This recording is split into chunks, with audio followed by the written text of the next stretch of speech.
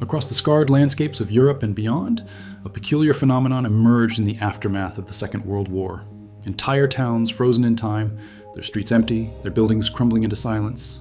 Unlike the countless cities that were rebuilt from rubble, these villages were deliberately abandoned, left as stark monuments to unspeakable violence, military necessity, or the unforgiving cost of global conflict.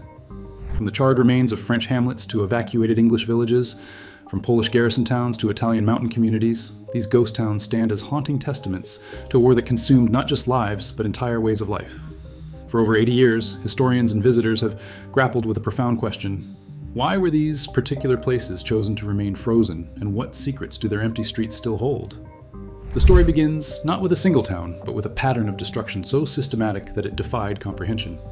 In the spring and summer of 1944, as Allied forces pushed deeper into Nazi-occupied Europe, German SS units embarked on a campaign of reprisal massacres against civilian populations suspected of harboring resistance fighters. On the morning of June 10, 1944, in the quiet French village of Oradour-sur-Glane in the Limousin region, SS troops from the Das Reich Division sealed off every exit and ordered the entire population of 642 people to assemble in the village square. Within hours, every man, woman, and child lay dead, machine-gunned in barns or burned alive in the church, and the village itself was systematically torched and dynamited into oblivion.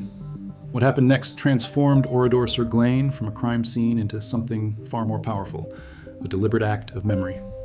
After the war, French President Charles de Gaulle issued a decree that the ruined village would remain exactly as the SS had left it, untouched and unrestored, as a permanent memorial to Nazi brutality.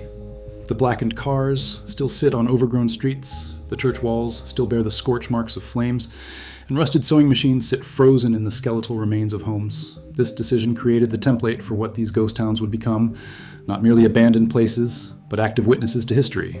Oradour-sur-Glane was not an isolated incident, but part of a broader pattern of Nazi terror that left similar scars across occupied Europe. Just 2 years earlier, on June 10, 1942, the Czech village of Lidic suffered an almost identical fate when SS forces murdered 173 men and boys in retaliation for the assassination of Reinhard Heydrich, the architect of the Holocaust. The women were deported to Ravensbrück concentration camp, where 49 died, while 82 children were gassed at Chomno, and the village itself was burned, dynamited, and literally erased from the earth. Unlike Oradour, Lidic was rebuilt nearby as a new settlement, but the original site remains empty, marked only by a memorial garden and museum that draws thousands of visitors seeking to understand how an entire community could simply vanish. In the Tuscan hills of Italy, another massacre town bears witness to the savagery of the war's final year. On August 12, 1944, troops from the 16th SS Panzer Grenadier Division stormed the mountain village of Sant'Anna di Stazzema, where refugees had fled, believing the remote location would keep them safe from the advancing front lines. In just 3 hours of methodical brutality, SS soldiers murdered 560 civilians, including 107 children, the youngest only 20 days old. The killers machine-gunned families locked in barns, threw grenades into basements packed with women and children, and set fire to corpses using church pews as kindling before sitting down outside the burning village to eat lunch. But not all of World War II's ghost towns were born from massacre. Some emerged from the cold calculations of military necessity.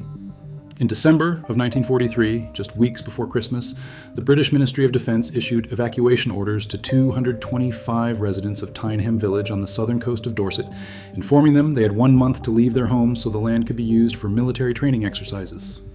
The villagers departed believing their exile would be temporary, leaving behind a note on the church door that read, "Please treat the church and houses with care. We have given up our homes where many of us lived for generations to help win the war to keep men free." They never returned, despite a vigorous Give Us Back Our Village campaign that continued for decades after the war ended. The Ministry of Defense refused to relinquish control, and today Tyneham remains empty, its roofless cottages open to the sky, accessible to tourists. It's only 50 days per year when the military firing ranges fall silent. The same fate befell Imber, another English village on the Salisbury Plain, evacuated in 1943 for American troops to practice urban warfare in preparation for the D-Day invasion. The village, which had been continuously inhabited since before the Domesday Book of 1086, was promised back to its 150 residents after the war, but that promise was broken. Now, Imber exists as Britain's largest military training area, a place without a postal code, where only the restored 13th century St. Giles Church holds an annual Remembrance Day service amid the skeletal remains of abandoned homes. Not all ghost towns were casualties of deliberate destruction or requisition. Some were simply consumed by the brutal mechanics of combat itself. The Italian village of San Pietro in Fine, strategically positioned on Route 6 between Naples and Rome, became a fortified German strongpoint along the Winterline defensive positions. From December 8th to 17th, 1943, American forces of the 36th Infantry Division hammered the town with artillery and engaged in house-to-house combat with German panzer grenadiers who had turned every stone building into a bunker.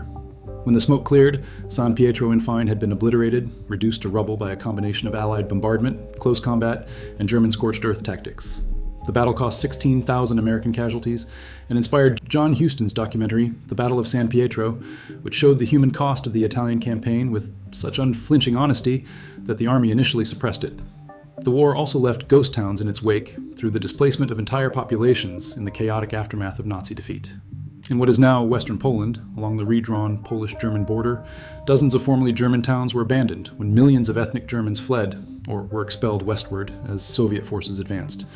The village of Kłomino, established as a German military base called Westfalenhof before the war, was captured by the Red Army in January 1945 and transformed into a closed Soviet garrison that didn't appear on Polish maps.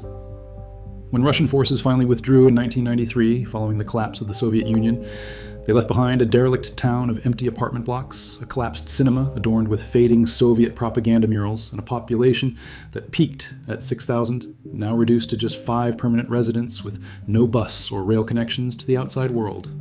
Perhaps the most haunting aspect of these ghost towns is how they've become destinations for a new generation seeking to understand what was lost. Orador sur Glane receives over 300,000 visitors annually, who walk in silence through streets where rusted bicycles lean against crumbling walls and melted church bells lie where they fell. Sant Anna di Stadzema, partially rebuilt after the war, maintains its original ruined section as the Italian National Park of Peace, where the former primary school now houses a museum dedicated to the massacre. Even Tyneham, despite its limited access, draws 16,000 visitors yearly who arrive via a vintage charity bus service called Imberbus, seeking connection to a vanished England of thatched cottages and village greens. These ghost towns serve a purpose that transcends tourism or historical curiosity. They are laboratories of memory, forcing us to confront uncomfortable truths about civilization's fragility. The preserved massacre sites challenge the narrative of heroic warfare by showing war's impact on the defenseless, while the evacuated villages reveal how easily communities can be sacrificed to military expediency and then forgotten. Together, they form a scattered archipelago of absence across Europe, each site is asking the same question: what happens when we choose to remember by refusing to rebuild? The legacy of these places continues to evolve in unexpected ways. In 2015, Sant'Anna di Stadzema received the European Heritage Label for its role in preserving the memory of Nazi atrocities, while debate continues in Britain over whether Tyneham and Imber should finally be returned to civilian use or maintained as historical sites. Archaeological teams continue discovering the remains of American servicemen on Pacific Islands, where temporary military bases were hastily abandoned after the war, adding new dimensions to our understanding of how conflict reshapes landscapes. If you found this exploration of history's forgotten places compelling, consider subscribing to learn more about the hidden stories that shaped our world, and share your thoughts in the comments about which ghost town story resonates most powerfully with you.